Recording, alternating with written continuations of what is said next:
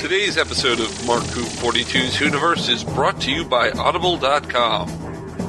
Get a free audiobook download and 30-day free trial at www.audibletrial.com/MarkWho42. There are over 150,000 titles to choose from your iPhone, Android, Kindle, or MP3 player. You lucky guys. That's www.audibletrial.com/MarkWho42. And now, here's the show.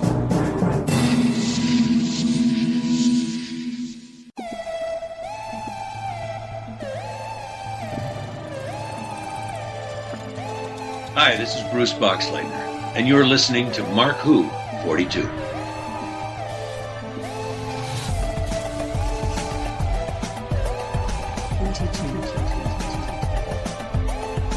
Welcome to Mark Who 42. That's right, Mark Who 42, Doctor Who, and more on Krypton Radio. I'm your host, Mark-Baumgarten, and with me today are... Christian-basel? What do you mean, and more?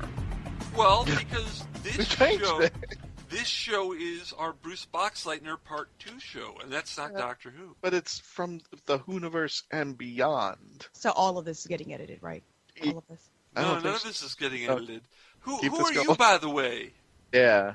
I am I'm your conscience, Iggy-Mathews from Hi, Iggy. So Iggy's My here conscience joining sounds us. hot all of a sudden. Yeah.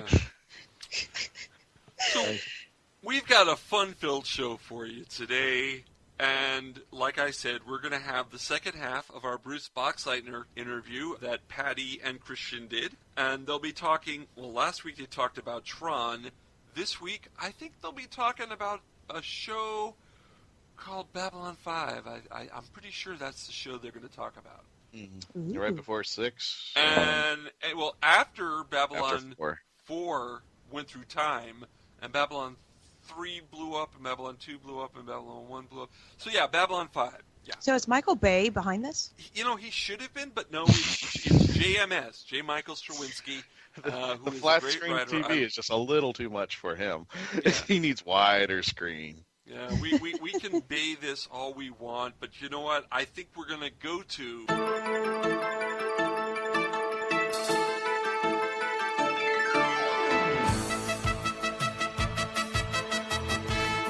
Christian-basel with Doctor Who News. Christian, isn't it amazing that you're going to do the news today? It is. It seems a little bit different here. And ladies and gentlemen, yes, this is Doctor Who News going to the WHOniverse and beyond. All this news is sponsored by mark-who42.net. Get all the information that we're going to be talking about. You can continue the conversation on mark-who42.net. Everything that's going to be on here, you can keep on geeking out on the site, and you get a lot of news articles from the WHOniverse and beyond. And beyond. Iggy, you know our drinking game, right? When we do a self-promotion, we drink. I want to say I remember, but I think we drank too much. Yeah, well, I'm just saying that we have to drink a lot right now because he totally self-plugged us. It's going to get a lot worse. It's going to get a lot worse. Okay. As I see one of the articles in there. So, all right. And speaking of which, Doctor Who makes the top 12 list, which I think is a very odd number for an even number to be on top 12 list. But hey, I'm happy. Well, Doctor Who and Broadchurch. Top 12. The only reason that's odd is because they're trying to make it top 10, and they're like, darn. Yeah, you see, Doctor Who didn't make the top 10 list, but they wanted Doctor Who to be included, Let's just so they stretch added it a 2 on. They smidge. stretched it, yeah. But Broadchurch is 6, I think. Yes. Yeah. Broadchurch is number 6, and this comes at MSN.com had put out their top 12 great TV shows you say you'll watch, but never do. And Doctor Who and Broadchurch are both on this list. So you're basically saying that people say, one day I'm going to watch Broadchurch because I heard it's really good, and they never get to it. Exactly. Well, Doctor Who and Doctor Broadchurch Who is both sit on that list, so happy that they're on there. So David Tennant, people want you twice, but will never get to you. I think for most part, I think more people want him more than twice, but that's another sounds like story. we're talking about laundry here. Oh, I like to wave my David Tennant as I go to the theater. Yeah. Oh, I meant David to wash Tennant. him, but He don't need washing. We like him just the way he is. I never got around to it. Oh, Scruffy snap. old man. We'll be talking about David Tennant a little bit later in our program. Don't want to get Georgia Moffat jealous, you know what I mean? But what's cool about it is that Chris Chibnall is the creator of Broadchurch, and he's going to be the incoming showrunner of Doctor Who. So Chris Chibnall is also a double person on this list.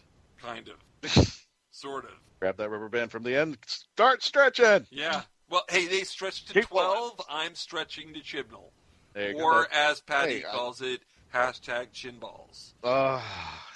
You went there. Yep. I did go there. Oh, my goodness. All right. The next item up for bids is... What's on The Price is Right today?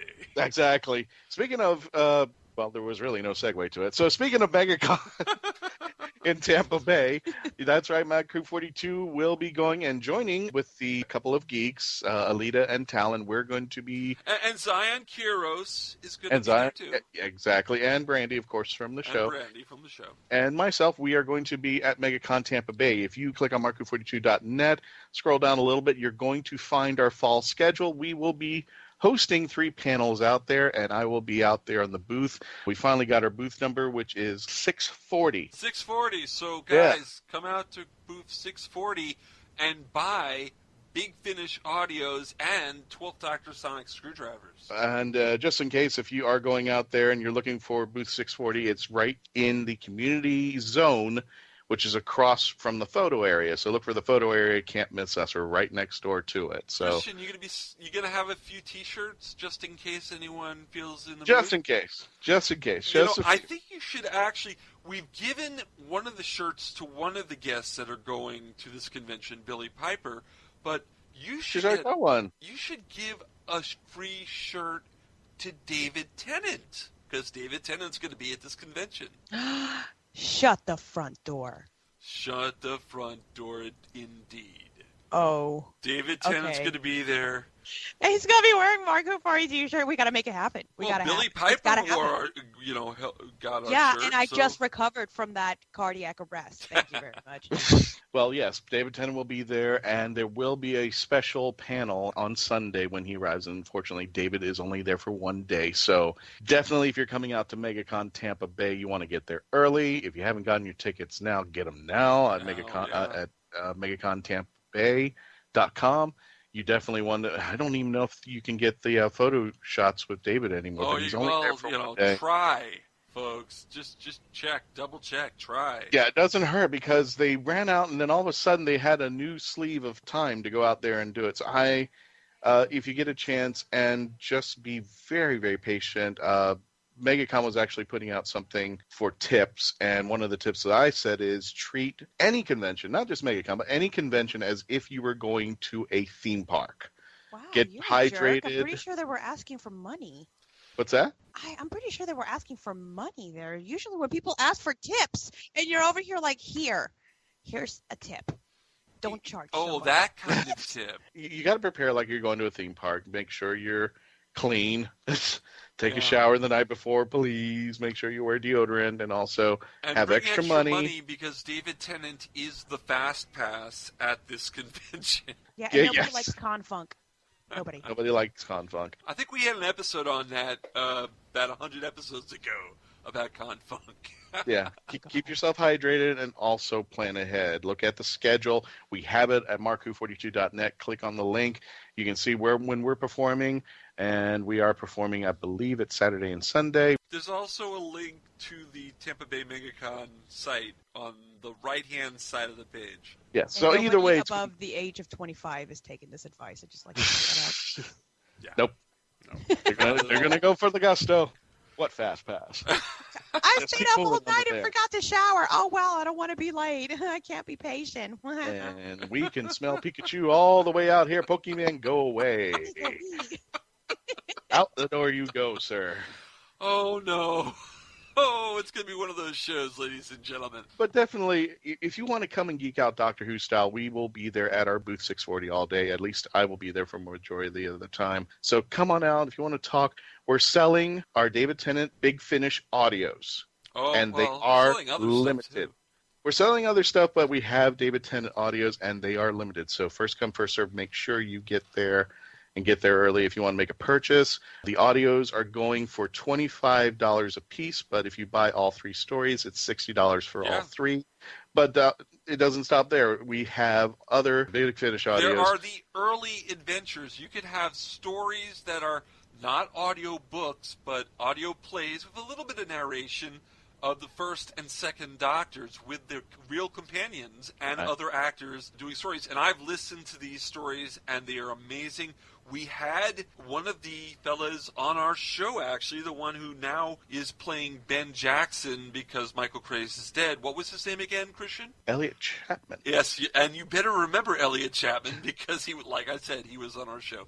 Why do I got to remember everything? Elliot Chapman's a nice guy, and he does a great job on it. We have several Third Doctor adventures with Tim Treloar as the Third Doctor, and he totally has Pertwee down. Mm-hmm. And we've got some Tom Baker and some Sylvester and Peter Davison and Colin Baker, and I mean, we've got everyone. We've got the entire series of Dark Eyes available, and we've got some of the War Doctor stories there too. So definitely you want to come to our booth, and also we have the 12th Doctor sonic screwdrivers. Yeah. So definitely if you want to check out some Doctor Who merchandise, the new ones, the 11th Doctor ones, the new blue ones, the new blue. The new blue. Oh, so we don't have no blue. Sonic sunglasses? Did they even make guitars? those? You know, this is the really weird thing. They should have made, Ray-Ban should have sold sunglasses as Sonic sunglasses. They might have been. No, you know why? Because Bruno Mars already took them all. So, sorry. Oh, yeah. Bruno Mars would. Is he a fan of Doctor Who? Is he Whovian? No, Bruno Mars is salty because he's looking at the Doctor going, I did it first. He did. He made a sonic screwdriver out of eyeglasses? Because Uptown Funk took you. I'm going to stop. It's going to funk you up. Uptown. I don't know. These new singers out there. There's Bruno Mars. There's Katy Perry. There's Britney. Who's Katy Perry? I don't know. Is that Rick Perry's sister? I don't know. No, she's John Benet Ramsey. Oh, my God, no. I'm ready to sing Fireworks. Stop. And just break Christian's brain. Just like that. Anyway, next item. Well, Whovians, get ready, because next month, November the 14th, Power of the Daleks is going to be released in U.S. cinemas. Wow. In limited engagement. So definitely want to check your local theaters. November 14th, The Power of the Daleks, featuring the second Doctor, Patrick Troughton. For better term, I get animated? It's animated. It's the first adventure of the second Doctor. It's right after he regenerates. This is post-regeneration. And it is a great story. It's a lost story. But they've animated it. The people who have animated it and the BBC have said if this is a success, they will animate more stories. Oh, how exciting. There will be more new old Doctor Who. Oh, come on. If Star Wars can get away with it, so can Doctor Who. Come on. Exactly. And that's in American cinemas, but it's also going to be on the following Saturday on BBC America. At 8:25 p.m. It's going to be in England. They're going to put it on the 50th anniversary of its first airing. They're going to air it on the BBC, and it's going to be released on Blu-ray in England. I don't know when it's coming out here. That weekend as well on the 19th, around about then. So it is amazing. Well, anyway, folks, if you want to get your tickets, we do have a preview online on mark-who42.net. You know, check it out. Go to mark-who42.net, click on the links, and get your tickets now. I'm drunk because I'm going to be thoroughly inebriated by the time we're done. He says mark-who42.net. Hey, we're just reminding them where to get this stuff. I swear to drunk, I'm not God. Louise. Well, our next news article is, and if you want to talk about plugs, maybe I should start drinking. I guest star on Dr. Geek's Laboratory. What? Oh. Do you? Yeah. Wow. Dr. Geek's Laboratory. Dr. Geek's Laboratory, yeah. What's he experimenting on you? Hey, not that kind of laboratory. What's going on Dr. Geek, Christian? Well, there is. You got to check it out for yourself. The episode's called Into the Dream, and I play a role called Mr. Henderson. Won't give too much because I want you guys. Are you Bigfoot? I bet you he's the guinea pig. Harry and the Hendersons, right? put my big Anyway, if you want to listen to the episode, go to mark-who42.net. There is an actual place where you can click and listen to the episode itself. Or you can go to drgeeklab.com. Either way is fine. But Yeah. hey, if you want to stay within our site so you can listen to all this and watch the previews for Power of the Daleks and all that, go to our site out there. Yeah. I'm not sure I'm going to be going to the lab, just kind of like poke my head in, see what's going on, and then just go grab a donut or something. Christian, I got to say, you do a fine job as Mr. Henderson. Thank you very much, sir. Thank you. Yes. Next couple of articles we have, if you want to see a review of the Doctor Who, the Companion Chronicles called The Beginning, and it's done, the review's done by our friend Christopher Baggett. Definitely want to check out itself there. It's a good read. It goes into detail about it, and it's performed by Carol Ann Ford. And there are no spoilers in the review. There you go. Yeah. In fact, all of Christopher Baggett's reviews that we do on mark-who42.net are completely non-spoiler ones because we want you to buy the Big Finish audios that we review, either from us or from Big Finish themselves. So, Christopher, you do a great job, and we'll be putting on Torchwood reviews in the next few weeks because... Torchwood turned 10 years old. Yeah! There you go. All right. How exciting. So happy birthday for all of our Torchwood survivors. All two of you. Oh, yeah. Well, Reese counts. The doctor will come back eventually. Hang in there. Yeah, but, Ianto, you did come back for audio, so, we still consider you our friend, Gareth. Why does his Still do. name sound like a delicious fine wine? Because it is. Or at least ask John. John will tell you it is. Oh, great. Yeah, I'm sure And you Well, will. actually, he innuendo can't machine do is that 'cause cranking. He can't do that because his husband would smack him on the... Well, never mind. Nose. On the nose. Thank you. Oh, thank you for saving me there. I could have went so many places. You did. On the yeah, wrist. I did. On the wrist. Ianto, fine wine. I Tonight I shall be bathing with Bubbles, drinking a fine Chianto. Made for the- Chianti! That's why. Chianti. Yeah, see that? You just explained it. You explained your joke. You're not supposed to do that when you're a comedian. I never once claimed to be a good comedian, okay? I don't even know how I'm successful right now. Made by the finest Cabana and Tea Boys. Oh, Ianto no. wine. Fine right we're age. going Shut up the and take But my doesn't money. last too hell, long. aren't we? Shut up. Anyway, here we go. We're still Moving doing on. the news? Are we We're still doing the news, if you want to call it that nowadays. Yeah, that's why we got other people doing it. They're more. They have a little more Usually talent. it's not us doing the news. Usually it's like Brandy doing the news, or I mean, really, if we were doing this like a normal show, I'd be chauvinistic and make Iggy do the news, but I'm not. So there you go. Oh, you want Iggy to do the news? No, well, no, okay, no. I'm let's just- have Iggy do the news. Okay, There you sure. go. Hand me the No, paper. no, Christian. Iggy. Give me the paper. I think Christian's doing a good job, don't you? Oh no, we're gonna get sued. Christian, go ahead. Yes. Next news story. All right. The happy Well- birthday, Torchwood.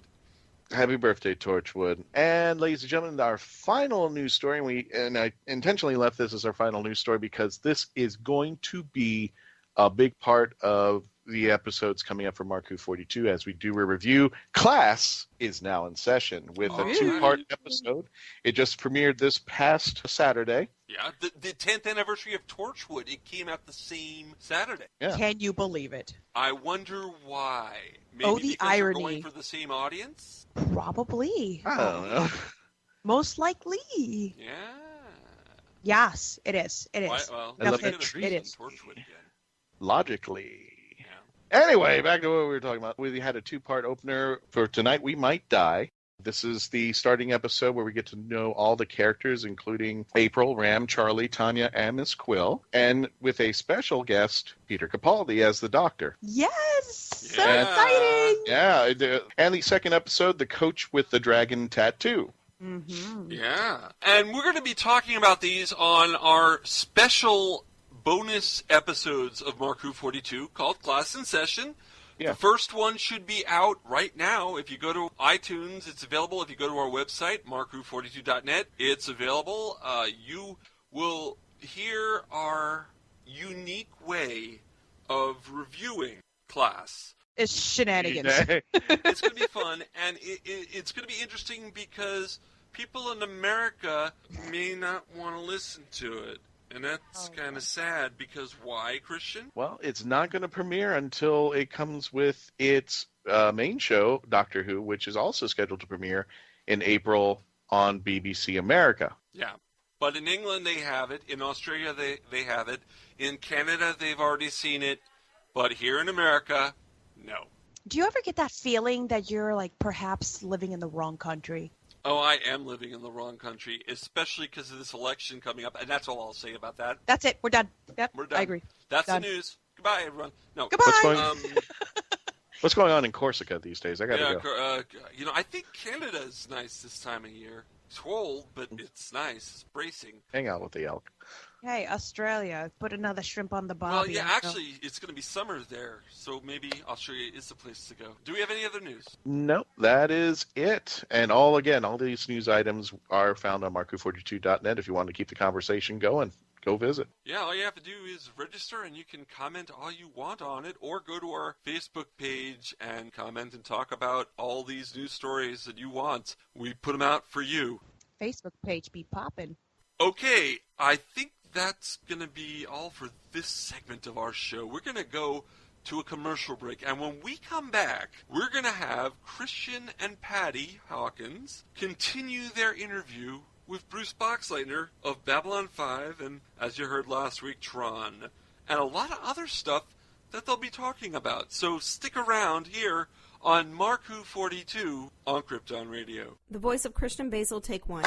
Hi, I'm Christian-Basel, and I would like to provide my voice for all your voiceover needs, such as... Okay, like an announcer. Like a what? Like an announcer. For all your voiceover needs, such as animation, radio, announcements, introductions... Now an old man. I can even record voicemail for all the Meshuggahs that call you. A pirate. Arr, and it won't cost you a lot of treasure for me services. Arr. Creepy movie voice. Just call 407-761-2679. 407-761-2679, or email voiceofchristian-basel@yahoo.com. Well, how was that? That's a wrap. Hi, folks. This is Christian Basel, marku42, and if you've been lucky enough to catch us at conventions and wondered how you could hire us to come to your convention or special event, simply go to Heroes on Hand, click the podcast icon, and click the icon for Mark Who 42. On our page on Heroes on Hand, you can actually click the button that says click here to book Mark Who 42 for your next event, and that's all you have to do. Once again, if you wanted to hire us for your next event, simply go to heroesonhand.com, click on podcast, click on our icon, and click the green button to book us for your next event. You're going to love us. We'll see you there. Hello, I'm Nicholas Briggs, the voice of many monsters on Doctor Who, and executive producer of Big Finish Productions. And I'm pleased to announce that Mark Who 42 Books have joined forces with Big Finish to bring you Big Finish Audio. There's this fellow who calls himself the Doctor, and he says he has saved me, and we are in his time machine. You all right? I think I've broken something. What about you? Yes, I'm fine, thanks. I rather think I broke your fall. Oh, sorry. Mark Who 42 Books will now offer to bring you the best in Big Finish Audio. But why are they here? How do you do? I beg your pardon? Oh, no need to. I'm the Doctor, and this is... I am Leela. By all means, please do come out to play, Doctor. I'm waiting for you. To find where Mark Who 42 Books will be, go to mark-who42.net or on their Facebook site at Mark Who 42. What are you saying? They fizzled in somehow, like the TARDIS? Yeah, transmat from another dimension. The TARDIS doesn't fizzle. It's more of a... Also go to mark-who42.net and download my interview with the team. You're executive producer at Big Finish Productions. Correct. Correct. Is this a quiz? Mark Who 42, taking you to the WHOniverse and beyond. Hi, I'm Claudia Christian from Babylon 5, and you're listening to Mark Who 42. We're back with more of Mark Who 42 on Krypton Radio. I'm your host, Mark Baumgarten. We've got Christian here, Christian-basel. We've got Iggy-Mathews here. we're actually going to go straight to our second half of our interview with Bruce Boxleitner that Patty Hawkins and Christian did. Last week you talked about Tron, isn't that right, Christian? Yeah, we talked about some Tron, some other stuff, but hang tight, guys. Hang tight. You're going to listen to the second half of the Bruce Boxleitner interview. Yeah. How exciting. We'd be remiss if we didn't ask you a little bit about, of course, Babylon 5. I would love to talk about it. I think, this is just my personal opinion, it was the finest work I ever got to do. Joe Straczynski and myself, there's been a lot of fan stuff about our relationship. It was never really contentious or anything like that. But I had to come in and replace Michael O'Hare, who has since passed away. And he did that about a year or more ago. And so it was a hard thing for me to do. I had seen this show maybe once or twice. I noticed that it was different. One thing that I took away from it was different from the Star Trek spin-offs. And I'd only seen an episode or two. And I said it was darker. It was darker in tone, darker in look. It had a more, I don't want to say cynical, but it was darker. That's all I can describe in the tone of the story and the characters. These were flawed people. They were real to me, real human beings. The ones, and the aliens took on these other qualities and that were relatable to human beings. But anyway, Joe's writing was spectacular, and they were looking for somebody. And I'd worked with Douglas Netter. Doug Netter, I did a Western with Sam Elliott back in 1979, 80 with him, and Doug was the producer, one of the producers on that, and he had remembered me, and then Scarecrow-and-Mrs-King, and all the successes I'd had since then. Warner Brothers wanted somebody else. Simple as that. And my agent got a call, and that was it. I was sent some pages. I recalled seeing this show. It was incredible. And I had been I had to travel to work. And this may mean nothing to fans, but it's really nice to go to work and then come home and sleep in your own bed in your own home. So many times actors, like musicians in many ways, we're gypsies. And we live in hotel rooms.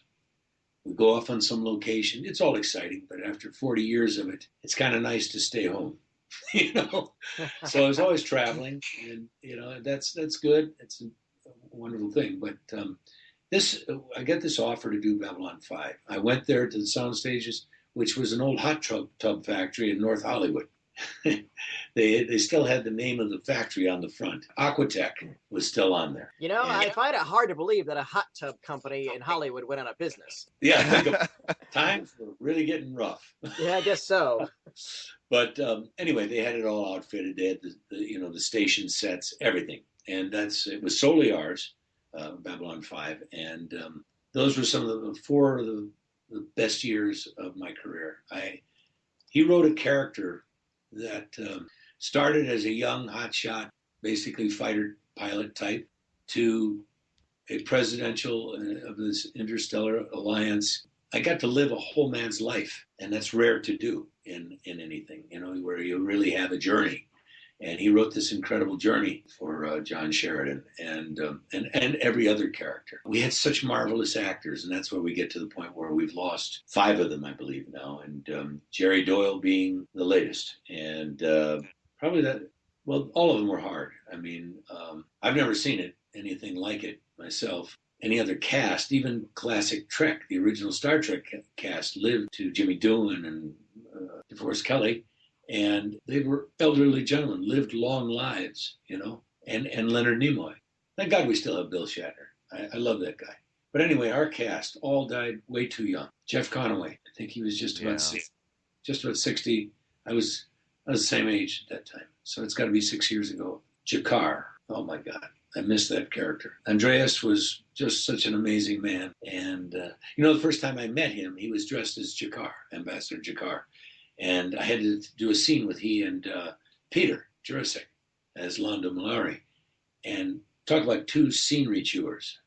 I could have stood on my head in the scene and no one would have noticed because they were watching those 2 guys. It was amazing. But I knew Peter. He and I did Tron together. He was in the original Tron movie. And he also did Scarecrow-and-Mrs-King with me twice, and a couple episodes. And characters. So I did know him. But Andreas, I did not. And I was so fascinated with this guy because he exuded out of the makeup and the plastic and all the things that made up of making that tremendous headpiece that he wore, and those beady red eyes and everything. And I didn't really know him. And I said, listen, after we're done, and I think you're done too, right? I said, can we get together and say hi? I'd like to introduce myself to you when you're not, when you're not Jakar, because that's all I ever think of Andreas. I rather think of Andreas as himself. I think he was the happiest when he played that character. And I'm not alone in saying that. A number of other people would tell you that. He was really living in that character. After that, he was just a quiet, very quiet man that went home and then showed up for work the next day. But he truly came out, you know what I'm saying, as that character. And Richard Biggs, who played Dr. Franklin, who was kind of the soul and conscience of our cast, as Dr. Franklin. And he was the first one to pass away. And it was such a shock to all of us because he was only like 43 years old. We lost I had a pleasure of sitting down with him at a convention after hours, just at the bar. We started just chatting just about like theater and stuff and trading stories about gigs. And I found him to be absolutely just a cool guy. Just absolutely man, very, very smart guy. I mean, he was just a wonderful actor too to work off of, you know. I was so fortunate that we were all so fortunate. We loved each other. Everybody did. You know, the guy that played Zathras, Tim Choate, in that two-parter where you saw Babylon 4, and it was the one with, I think it was with Michael when he came back and did that two-parter episode. It was amazing.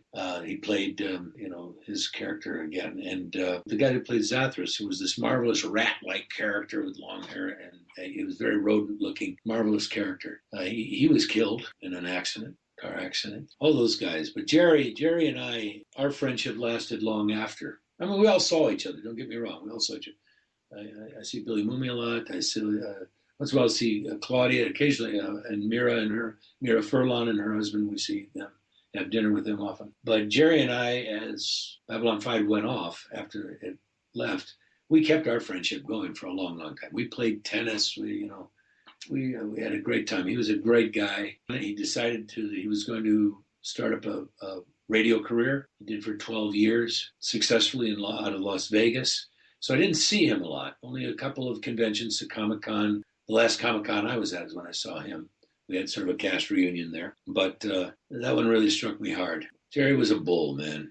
Nothing was going to kill him. He was a tough guy, too. He had a hard life. His young life was kind of hard coming up. That's what he's so captured so well as the role of Garibaldi, Michael Garibaldi. He had a tough, tender thing going on. And that was real. That was Jerry. And I think what was so wonderful is that Straczynski wrote Jerry Doyle. You know what I'm saying? Yeah. We used to have lunch. We would have lunch out in a parking lot. That's how glamorous this show was. Like I said, we're out in an industrial area in North Hollywood. We're a few miles from Warner Brothers and Universal out here in the valley. But anyway, we sat out there and we'd have political debates and arguments and talk. And Joe would just sit and listen and participate, but he would listen. And it shows a testament to what kind of writer he is. He listened and he caught our personalities and he wrote for that. You know what I'm saying? He really captured everybody. Jason Carter and I, he was a wonderful British actor. We refought the American Revolution at least once a week. He was the most cantankerous. He got under my skin every week. I love the guy, but my God, he was a pain in the ass. Anyway. Well, he did have that radio show for a while, right? And was he was conservative or was he libertarian? Libertarian. Libertarian. Okay. More to the right, but I think he pissed off more Republicans than anybody else. But he was an equal opportunity insulter. Jerry had a unique view of the world, and I'm sorry he's gone. It really struck me hard. I went out and eventually, because we're forced to on these social media stuff today, but it really hit me hard because I'd only talked to him a few weeks before that. And believe it or not, he said to me that talk radio is a snake pit. He didn't want to do anything more with it. He was done. He had done 12 years. Uh-huh. He had done well by himself in those 12 years. He was going to come back to LA. He asked, what do you think, Box? What do you think? Think it would work for me? And I said, I think so, yeah. I was always encouraging to him. He was kind of a little younger brother to me, and sometimes he was his own worst enemy, especially at Babylon 5, and I would take him aside and kick his ass, metaphorically, I say that. He'd wipe the floor with me. But but I would tell him, man, wrong battle, wrong time. Fight your battles, not every one of them, for God's sake. Pick and fight the right ones, because you're going to lose. And he would go, yeah, you're right. Because he was always getting in some kind of mischief. Anyway, he wanted to come back, and he was going to start. He said, I don't need the money. I've got money. I want to come back, and I'm going to start picking it up again, the acting. And I said, I think you should. We're all a little different looking now. You'd come back new. You know what I'm saying? And I could see Jerry working so much here. I really can, especially in television. He could have been great generals or politicians or, whomever. You know what I'm saying? You could see him, couldn't you guys? Oh, easily. Yeah. Because he was a lot balder. And God. He used to come to my house. I lived in this gated community back in those days. And he would drive up. We were going to go play tennis or something. And he'd drive up to the gate, and they'd go, Mr. Willis, so good to see you. So good to see you. He said, and who are you looking for? And he'd go, Bruce Boxleitner, the Boxleitners. And he'd go, please, go right in. Nice. It would bug him that they thought he looked like Bruce Willis. I used to razz him. And that would get his tennis game going, I guarantee you. Well, they have the same receding hairline, so there you go. Yeah, he did. And he had that kind of wise guy way about him, Yeah. And I will always miss him. He was such a great guy. We were on stage at SuperCon. You mentioned about how he and Andreas, as soon as somebody would yell cut, they would run outside and start smoking like chimneys. They would vote for the exit for a cigarette. Yeah. And, Andreas sitting in that suit, he'd sit out there in 115-degree heat in the parking lot with the heat just coming up off that black tarmac. Oh, my God. And the height of the summer was when we were shooting. Of course, we never had locations. We were always indoors. So, yeah. And he'd sit out there in that thing just nonchalantly puffing away on a cigarette. He'd pass by going, man, how can you stand it? He said, I love it. So, and he passed away at 57. Yeah. So, but what we have, though, is their marvelous work, and that will never go away, And Babylon 5, I think it broke a lot of ground. It really did, because in those days, the trouble with it all is that it had a continuing storylines.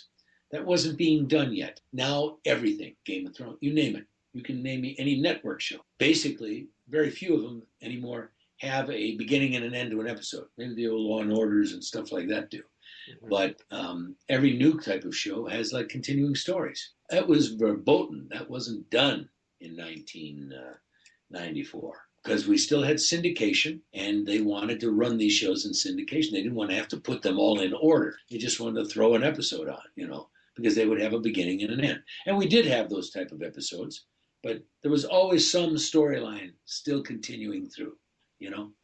And that's what was so marvelous about it. And I never wanted to know the next week's script until I got it. And correct me if I'm wrong, for its time, for Babylon 5, it went into issues that I think pioneered what we're seeing as far as social change today. They were tapping it in already. They were already ahead of the game. That was Joe Straczynski. He's been an incredible mind. And he's doing a show Sense8. I think he's still working with that, with the Wachowskis. Is that what it is? Yes. Yes, I think so. And he still writes his comic books, I think. And although I think I saw a post where he's going to retire from that now. But he had an amazing mind. He thought up this thing how many years back? I think it was trend-setting, He handed me the first summer, after my first season, which would have been 95, 96, 97, 98. I walked out the door in 98. I walked in the door somewhere in like 94, early 95, somewhere around there, when we started that second season, because then Warner Brothers decided to go with it. First season, it was kind of on the bubble there. They didn't know what to do with it. They made that decision, and I'm not saying anything about Michael O'Hare. It's just that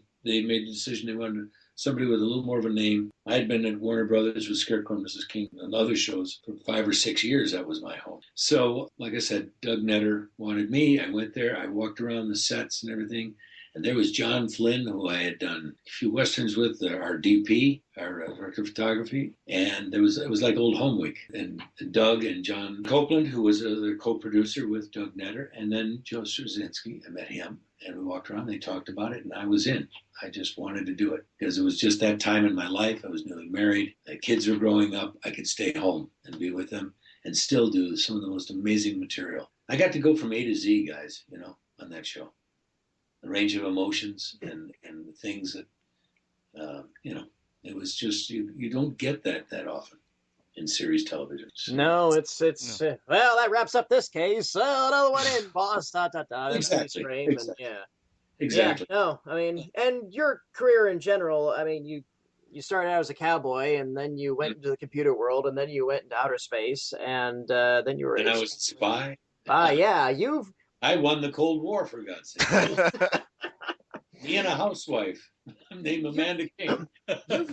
You've kind of lived about every 20th and 21st century archetype of a hero in genre fiction for most of it. Well, thank you for saying that. I had a great manager when I first started going, when Scarecrow-and-Mrs. King, we actually did a small series prior to Scarecrow-and-Mrs. King called Bring 'Em Back Alive. It was kind of the Raiders of the Lost Ark for television. It was on CBS, one season. There was another one on ABC called Tales of the Gold Monkey with Stephen Collins. And at that time, the Raiders movie, the Raider was so huge, and television then would always follow with something, that was kind of like those movies. That was just a popular way of doing it. A series would, if there was a big hit movie type of thing, oftentimes a television series kind of like it would start. And we did that for, I don't know how many episodes that was. And it didn't quite get the ratings they wanted. It always came in number 2 to the 10th season of Happy Days. So here's some TV history for you.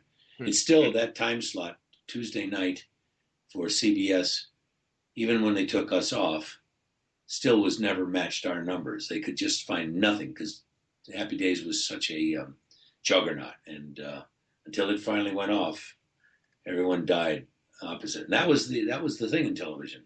That is always, you got to remember, you're competing with those other networks. At least in those days, it was the 3 networks. For this new one called Fox, which tried to play itself off as something else for many years. It was a network. Yeah. And but basically the big 3, and you were in competition. And the object was to win that night, and that was every week. And the pressure on me was immense because I played this. So anyway, going forward, CBS said, "Don't worry about it. We will find you something else." And this came along, and I knew what it was like to carry a show on my own shoulders every week. And I knew that Kate Jackson was so immensely popular with the Charlie's Angels, was such a popular show. And she was branching off to do another series, and we combined. And we went for 4 seasons, marvelously. We would have gone further, but Kate had become ill and could no longer do the show. So we went off. But that was cool. I got to tell you, it was a great show as well. It was a sort of heart to heart. We had Remington Steele was on at that time, and then came along this thing called Moonlighting with that other Bruce. That guy who looks like your buddy. Yeah, that other airline. I have the first buddy. I'm the first Bruce here. Okay. Yes, that is true. No, honest. There's no. I don't have any jealousy. No, believe me. But he. Anyway, and it continued with that cycle. We sort of had the couples shows for a number of years there, and that was very popular. A lot of very. I always thought they were all variants of the Thin Man. Of course they were. Yeah, exactly. And that's a formula. I mean, we just had what's the newest one that was just on with what's his name from Firefox or whatever it was called? Castle. Castle.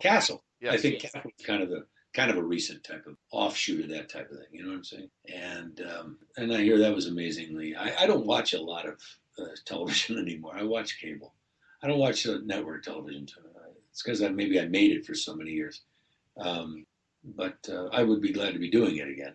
I mainly been doing a lot of Hallmark and things like that now. Think what you may about that, but it's employment. I've got a nice deal with them right now for their Movies and Mysteries channel for a possible series of 3 movies for them, playing a character that I have a team that we've created and pitched and they bought, and we're in our 3rd rewrite now and may start shooting within months. Can give us a hint about what the character might be? They basically have a mystery wheel again. Tom Selleck had he brought his he's done 2 Jesse Stone mysteries, which are very un-Hallmark-like. They have a certain brand, they adhere to it, and I respect that. Now they want to be able to compete more in other areas, so they can do this with the Hallmark Mysteries and Movies channel. So they're basically mysteries, and they've got some lighthearted ones, mostly female sleuths. But I've come up with a character and his daughter. So this is something, I'm looking for my Matlock type character. You know what I'm saying? I can age it. And I give the orders, and the young people do all the chasing down alleys and over fences and stuff. I come up, hit the guy in the jaw, and it's over. You know what I mean? I don't have to do the running and climbing and falling and... Well, it's lots of scenes at you behind a very ornate wooden desk, pointing the finger at them, say, "Why? How could you have missed this clue?" I know. No, actually, I'm not that. I'm a very. He's still very much sort of an action character, but. Well, good, because you still look like you're ready for action, Yeah, I mean, it's just not quite to the extremes I did, like in Scarecrow, things like that. Right now, the first one's called "It's a Crime," and that's the first one we're doing. But it's basically what we call the Jake Bonner mysteries. And I don't want to talk too much about it. No, that's fine. It is a definite go. And when we get the green light to go into and everyone's satisfied, you have a lot of cooks in the broth. You know what I'm saying? And until everybody's happy, then we'll go for it. But so I'm looking forward to doing that. That kind of answers your question. What have you got coming up? That's been going on for months now, and doing the various versions to satisfy Hallmark, to satisfy ourselves. Sounds good that you've got some, sounds like you have a little bit of creative input on your own. Yeah, I pitched the damn thing, and that's not easy to do. I did a series for them the last 3 seasons up in Vancouver called Cedar Cove. It was starring Andy McDowell, and it had a big ensemble cast, and I had a very good role in that. So that's where we started talks on this. And when they launched this new channel, I was sure to try to find something. I've got a great writer, Stan Isaacs, and executive producer Tim Johnson, who's done many movies for them. I just did a small budget movie that he is, so sort of interim type of thing, and then we'll go on ahead with our pilot film. But and that's what they do. They do it in a series of movies, 2-hour movies. I like that. I do. I like that format. That's kind of the way we did the Gambler movies back in the 80s, and with Kenny Rogers, they were all like 2 hours or 4 hours, and then the next movie set. And it's a good mystery format, because 50 minutes is kind of too short for an engaging mystery, but a nice 2-hour block. Exactly. I mean, Columbo proved that, and the old McCloud, and yeah. Yeah, well, it's kind of it's funny you said that, McCloud, because it's sort of McCloud meets NCIS. All right. And I am going to be playing a Western character, but he's going to be a contemporary Western character. All right, that sounds good. Been a retired Texas Ranger who was the head of forensics for the Texas Rangers, and also his old school and the combined of the new school. But he gets taken out of his, it's a fish out of water type of story. Right. And that's where the fun starts to happen. Oh, of course. I'm looking forward to this. This sounds very solid. Thank you. It's something that I've always enjoyed that genre. When I was a young actor, I started out back in the 70s, when that's what all network television were detectives. I did Policewoman, Beretta. Oh my God, what else? Wait, you did Beretta? What? You did Beretta? Twice, Beretta. I did. Oh wow. Yeah, I became good friends with him. Ironically, it's strange. And then, if you could be a good friend of Robert, he was a neighbor of mine. Oh. We used to go horseback riding together. That was long after I did the show. He scared the crap out of me doing the show. I mean, and then we talked. Jack Lord apparently was not offended by you, so you actually did a couple episodes of Hawaii Five-0. I was always playing these young hooligans. I remember I was funny Jack Lord story. He oh my God, that was one of the longest running TV series at the time. I think at that time it was 8 seasons or something like that. Yeah. And that brought more tourism to Hawaii than you can believe. That show, it was a hugely popular show. And they tried to block it because of that. The first season, they were afraid. The Hawaiian Tourist Board said, "We don't want this. We don't want people thinking they're going to get mugged and murdered." And I know, but then they later embraced it, and thus we had Magnum PI not long after that. Yep. So you know. But it's amazing. And I did, I think, 3 of them. But Jack Lord, the last one I did, I'd gotten sick during that week. I don't know what it was, a flu or something. And I was on all kinds of medications. I still had to work, couldn't quit. You know, I would just lay in my dressing trailer there and wait for them to come and get me. And we're on a location in the middle of Diamond Head. And the wind is blowing up there like you can't believe. And I'm supposed to be dropping in by parachute. I'm smuggling heroin into Honolulu. We jumped out of a plane. They did the stunt doubles. I had to go shoot up in this small airplane with a parachute on, which was nuts. They had to wire the parachute shut, gentlemen, because if it went off accidentally, if I got hooked accidentally on something and pulled the ripcord, it would blow open inside the airplane and down we'd go into the middle of the Pacific Ocean. We're flying over Honolulu in this thing. They did that kind of footage, but later on, we're down there in Diamond Head, and the way we did it was I was supposed to jump off a giant step ladder. Oh my God. I'm sicker than a dog. I can barely get up the ladder. I've got this whole bloody thing on, a parachute harness, and I come diving down. I mean, I come jumping down and hit the ground hard, come down and, what's his name, who played Dano, he comes running in, and here comes Jack Lord, and they grab me up. Well, in the script, it just said they got me, and he throws the cuffs on me and leads me away with a few terse words from McGarrett, Jack Lord. But he decided he wanted to change that, and that there should be kind of a struggle. Believe me, gentlemen, I was in no condition to struggle with anybody. I was so sick.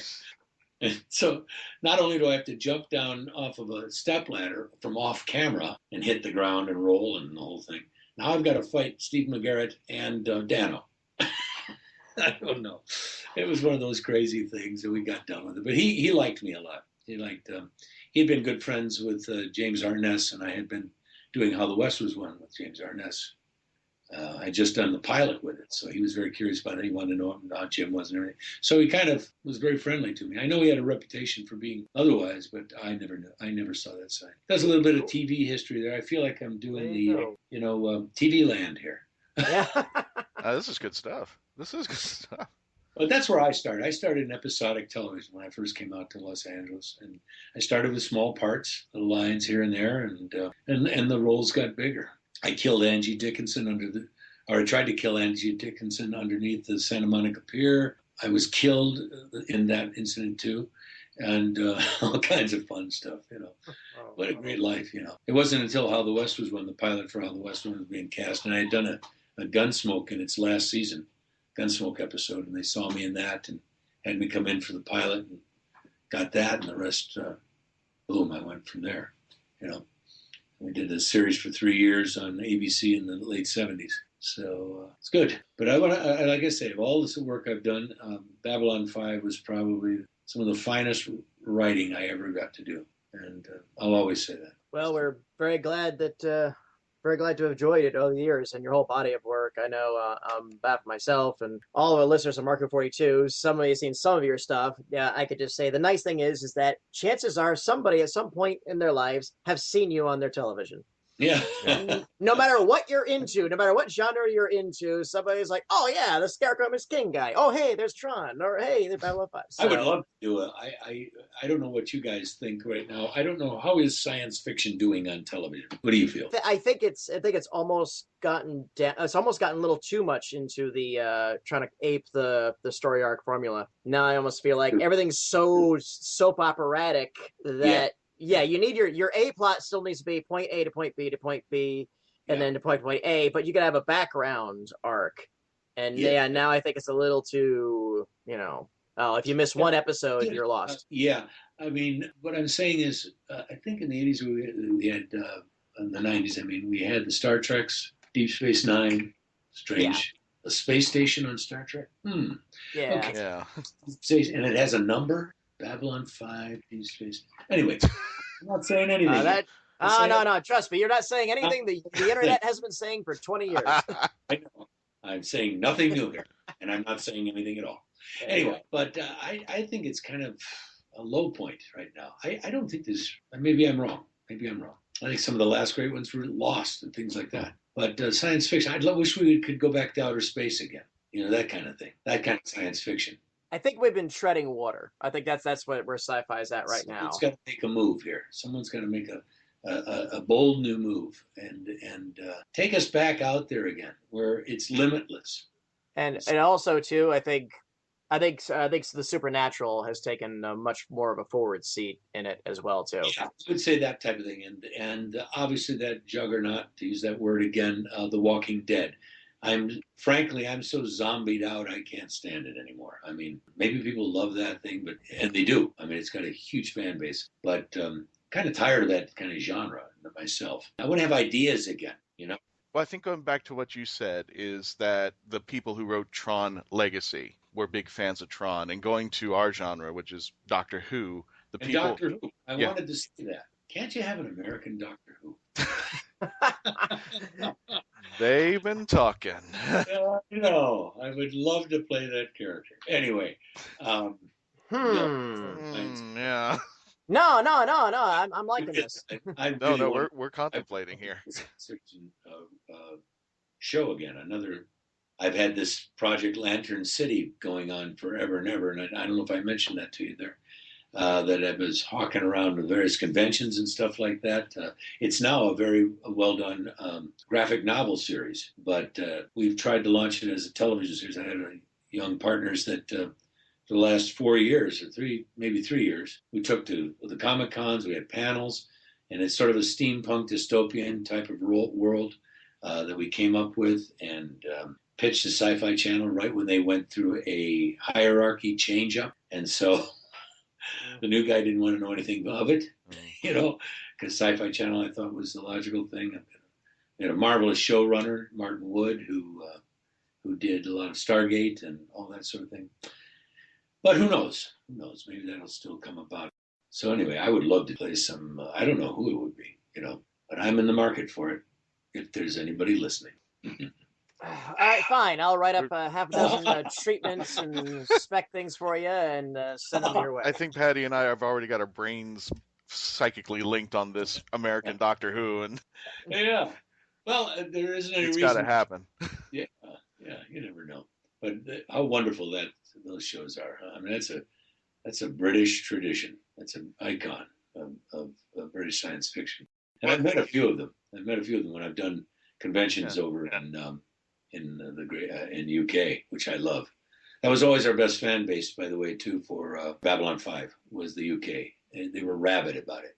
Absolutely. We'd go there and we'd turn out, we'd have 3,000 people in an audience. I mean, it was mad. It was just crazy and wonderful. Here's a bit of trivia for you. I didn't know if you realized, but Claudia Christian, she went to the UK and she actually has a Doctor Who connection now. And she was on their show explaining it. She's not on the Big Finish audio playing one of the companions' mothers, which I never thought. I was like, oh, this is interesting. So now Babylon 5 has that Doctor Who connection through her now. Yeah. She has a marvelous new book out, too. Sort of a sword and sorcery type of thing that I noticed called Wolf's Gladiator or something like that she's got out on the market. Yes, I did see. It's terrific. By the way, she was my first real guide through the first days of working on Babylon 5. She was the best at it. And what a character she created in that. Ivanova and Sheridan had a really great relationship in that. And he wrote so eloquently. So she'll always be a sister to me. Well, I will say this, but Doctor Who is going to be switching their showrunners over the next year, and then Capaldi is probably going to be stepping down after the first year. So they are going to be looking for a new Doctor about the next 2 or 3 years. So the companion, so they have a father, they have a mother. What about the father? Yeah. What the hell? I mean, are we really putting this together? Because I'm in. I'm totally in this. Right? I'll start the petition. Well, it depends. Do you want to do a full series, or do you want to just be like the American president? Doctor, we need you. Oh, that'd be great too. However, listen, I'm open to all ideas. Can we send this audio? Are you? I would say, careful when you say that in this show. That I still have some daring left. I dare you. Ouch! Oh, Bruce, challenge accepted, my friend. Challenge accepted. Well, listen. Well, boss, we have taken up so much of your time, and you probably got some you got something very important on the horizon in your personal life, don't you? So, congratulations on that again. Thank you so much for spending this time with us. I enjoyed it a great deal, so thank you very much. Thank you much. And again, man, I had such fun at SuperCon being on stage with you, and it was such a great time. Yes, it was a blast. It was an absolute blast. Take care. Thank you. Okay. All righty. Thanks again. Bye-bye. That was a great interview, Christian. And Patty did a great job. Oh, I wish I was there. I wish I had been there. You were there in spirit. I was there in spirit. Well, Mark Who 42, what can I say? This has been a good show, I think. I like this. Iggy, can you do more shows with us? I like you on the show. I would love to. I would love to. If Christian could actually get the news correct, I would absolutely. You know what? Chica, if you want to do this, if you want to be the news girl, have at it. Yeah, folks, there was a lot of cutting and editing in that first half of the show that you didn't get to hear, that if I actually released a blooper reel, oh my gosh, you'd have fun with it. And that might actually happen. We may do a blooper episode at the Christmas time. There's no news. news. I have just like a little beep, that you could just insert for every little word of frustration that comes out. We may do a blooper show. Oh, that would be for Christmas. I think that might be a good show. Christian, we have, like you said, on this weekend, we've got MegaCon Tampa Bay, right? Yes, sir, we do. MegaCon Tampa Bay is going to be taking place at the Tampa Bay Convention Center Friday, Saturday, and Sunday. Just to give you a little bit of a tip, David Tennant is only arriving on Sunday. So definitely want to plan ahead if you are coming only on Sunday, or if you are going on Sunday at all. Plan ahead, get yourself ready, because it's going to be a busy day with David, and a special panel going on between David and Billie Piper. She will also be there as well. And also throughout the entire weekend, we will have, again, our booth at booth 640, which is located across from the photo ops area in the community zone. So check us out. We will have Doctor Who merchandise out there, as well as other panels going on all weekend with a couple of geeks. So definitely go to Zion Heroes. And Zion and you can't not mention Zion. You did not mention Zion. I know. I'm not trying to leave him out, but no, never mind. But a couple of geeks. And Zion. Yeah. That actually sounds kind of weird. Maybe. Yeah, actually, it does. Yeah, a couple of geeks in Zion. A couple of geeks, a couple of brodies, I think when I hear a couple of geeks in Zion, I think about like biting the head off a chicken. What? That is what geek means, right? A guy who bites off the head of a chicken at a carny. Okay, Mark, you need to lay off the internet. Okay, this is starting to really concern me at this point. All right. Well, proper definition of geek. Urban Dictionary said, biting the heads off a chicken. And on that note, don't forget, go to our Facebook page, Mark Who 42. Tweet us at Mark Who 42. Go to our Tumblr page, Mark Who 42. Go to our website, mark-who42.net. Mark Who 42, just Google it. Go to FloridaGeekScene.com, and you can get our show there, too. Go to iTunes. Go to Google Play Podcasts. Go to Stitcher. Go, oh, God, how many places? TuneIn Radio. Blueberry Podcasts, and that's a weird name for them, but that's the name of their company, Blueberry.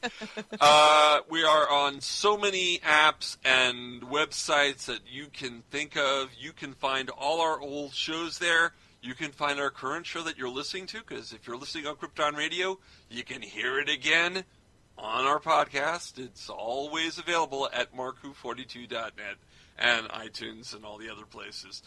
Christian and Iggy, do we have any final words from the Peanut Gallery? Peanut? Oh, that's what we call. That's what I call them. Oh, I know, Iggy, you're not really a member of the Peanut Gallery, so Iggy and the Peanut Gallery. Do you have I would like to say more that I'm more like a cashew. Okay. Okay, cashew and peanut gallery. Okay. I can't. It's been great. Well, gang, stick around for next week, because we're going to have our Halloween special with guest star from the AMC's Walking Dead, Jeremy Palco. He'll be talking on, and we will have it, and that will be premiering the week of Halloween. Halloween is Monday, and our episodes will premiere Wednesday and Friday thereafter. It's going to be a good show. Halloween on Mark Who 42. That'll be next time. So until then, allons-y! Geronimo! And Christian has nothing. Nerf herder. Oh, he did have Nerf herder. Okay. Bye, everyone.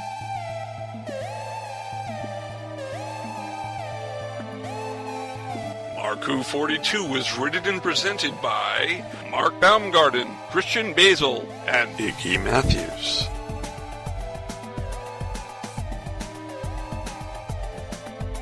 This episode was edited, directed, and produced by Mark Baumgarten. Visit markwho42.net, where you can register and become part of the WHOniverse Army. We can be contacted by email at mark@markwho42, subject line, ? If you'd like a chance to be a guest on our radio show, send an email to our Media Relations Director, Christian-basel, at markwho42media@yahoo.com. You can have Mark Who 42 entertain at your next event or convention. Go to heroesonhand.com/markwho42. Base Coast Comics is a free monthly magazine found in over 120 locations currently throughout Brevard County, parts of Osceola, Volusia, and Indian River County in Florida, and soon to be available in Chicago. Follow them on Facebook to learn more. Doctor Who and its properties are owned by the BBC, the British Broadcasting Corporation. This show is owned and copyrighted by Mark Baumgarten 2016. This is Krypton Radio.